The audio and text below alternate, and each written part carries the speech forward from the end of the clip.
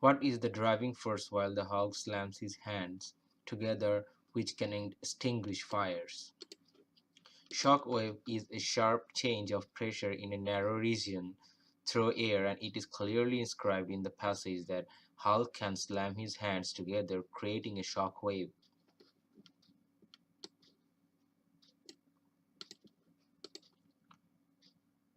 This shock wave can define people, send objects flying, and extinguish fires. Such option C.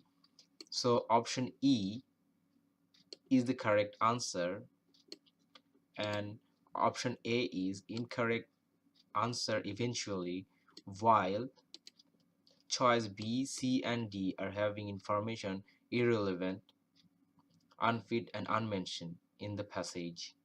So they are to be eliminated. So the correct answer is choice E.